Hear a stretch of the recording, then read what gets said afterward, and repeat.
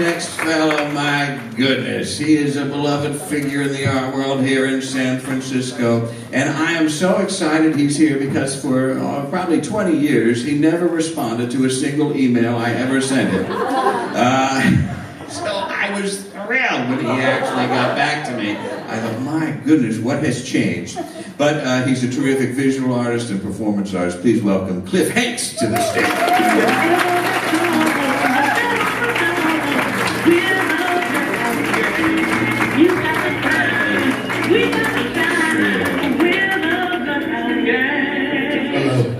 Hi, Cliff. Hi. How are you? Good. Good. Congratulations to you. You were recently married as well. I was. It's a real theme. It was weird because I kept thinking in the back of my mind that somebody was going to say something really mean or homophobic the entire time. Like we got married and then we walked over there. I was thinking somebody's going to go like, ugh, or faggots. But they didn't, and they were very supportive. It was just a family gathering? No,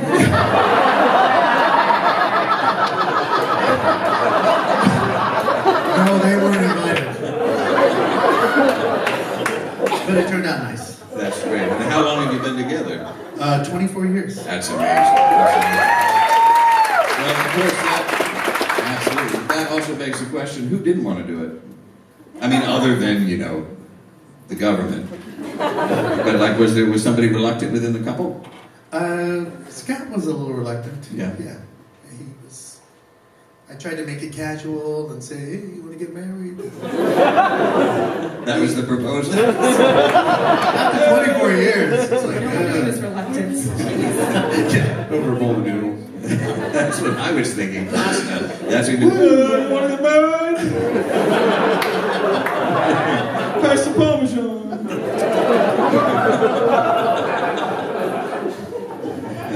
You do a lot of cooking at home? I do all the cooking at home. I do all the cooking at home. Yeah. And then Scott always comes in 20 minutes before it ends, and he's like, "You need any help?" Well, that's his obligatory thing. I'm like, "No, it's fine." He's great, though. It's sometimes so interesting, the dynamics between two people who choose to spend their life together and who choose an artistic path. And then, it doesn't always work out, and sometimes you just think, if I saw that person again, what would I say? But also, there's been so much internal healing of myself and the wound of that, cleaving to divide the two, and so much, cranial therapy and body work. You've got to feel like you're a better person when you could come back together. But, you experience a lot of great things throughout the course of your marriage. But now, Cliff, I know that you have so many great performances, and I want to talk about some of them, but I found out something recently about you I want to talk about. Because, one, you grew up in Southern California. I did. I grew up in L.A. And you also grew up within the Jehovah's Witness? Yes, I can't believe you brought that up. Yes. I'm sorry. For years. Are you in a Jehovah's Witness protection program? Not anymore. Thank you, everybody. That was good. Thank you. What was that like down there? Well, you get over your fear of speaking in public, I'll tell you that. You also get over your fear of knocking on people's doors. Right. Because, 9 out of 10, they just slam the door right in your face. We used to call whole neighborhoods, "Hello, my name is," because that's all we got out. "Hello, my name is," slam! It's tough. It's a tough crowd. So, comedy performance is nothing compared to that. Very. It's good training. It really You ought to be was. part of a comedy camp. Spend some time with the Jehovah's Witness. Get out there. And it's Good also, news. and they also have windowless places of worship. They do. Similar to Kink, a little bit.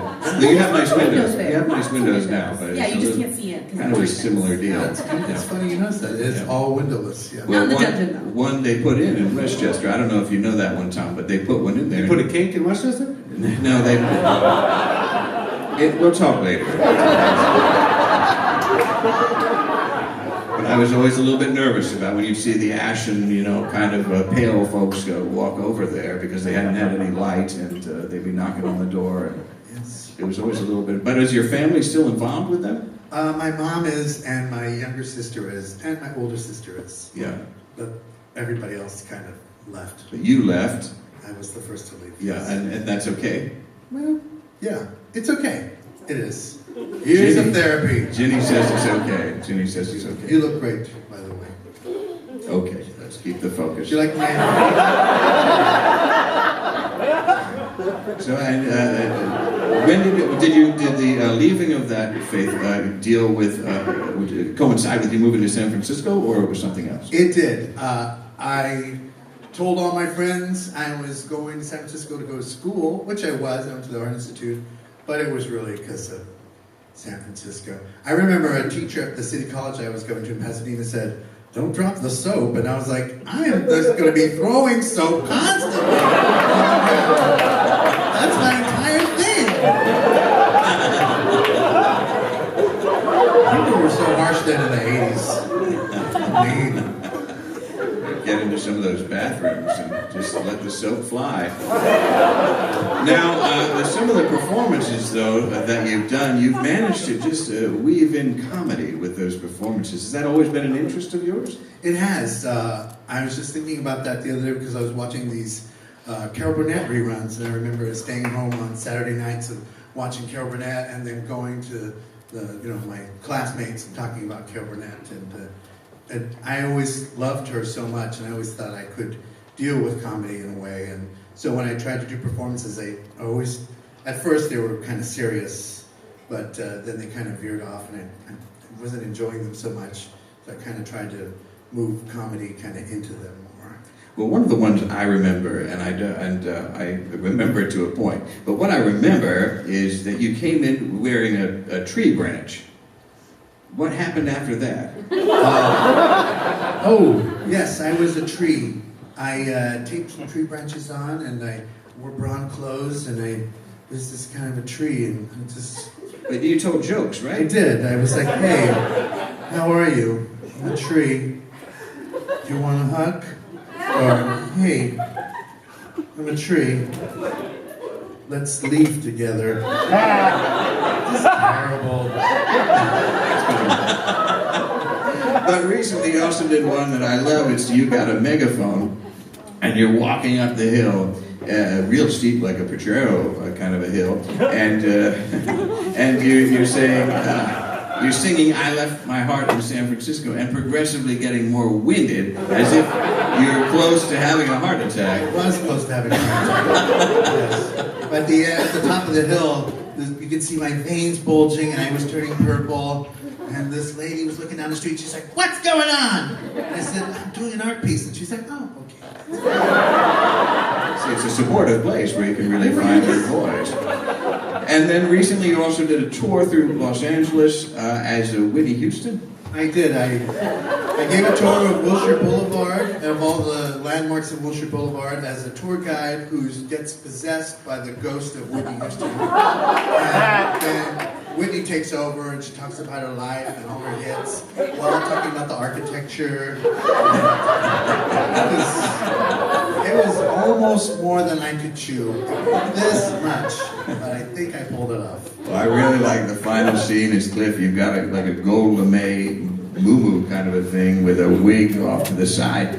And you get off the bus and just wander into a public park.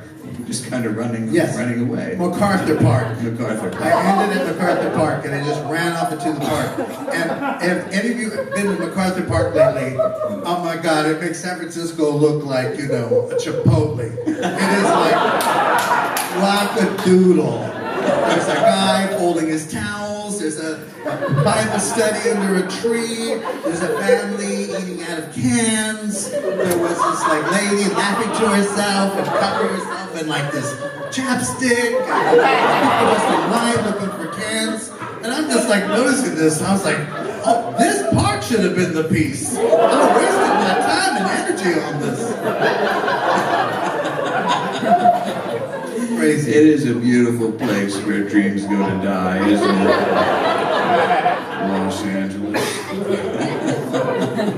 So you think you're going to be doing more comedy in comedy venues, or you like this museum part, because they're doing a lot of performance in museums, I gather? Yeah, I'm trying to get more into the comedy thing. I'm doing something on the 17th at the Cynic Cave, hosted by George Chen, and I'm going to do my 10 minutes until the guy goes, and then I'll be like, oh, okay, well, I got to wrap this up. I think that's how it's done. That's my time. Cliff Hengst, thank you. It's been great, everybody. Well, I think that's tremendous, and I support you 100% in going into that. And I can't wait to see what develops next, because I've always been such a fan of yours. And with the Poets Theater and all the things, you're always brought in to do comedic relief, and you always kill. And it's always terrific. Thank you, Dale. So it's very kind. You could be here. Yeah. Do you have a website? I do not. No, you don't need one. I don't. Do I? I'm too old for that stuff now. Yeah, probably. I still do the stuff like this. You have to open it up first, right? Yeah. Yes. Yeah. Well, people keep an eye out for Cliff Hengst. That's what I'm saying. Thank you for being here. Cliff Hengst, everybody.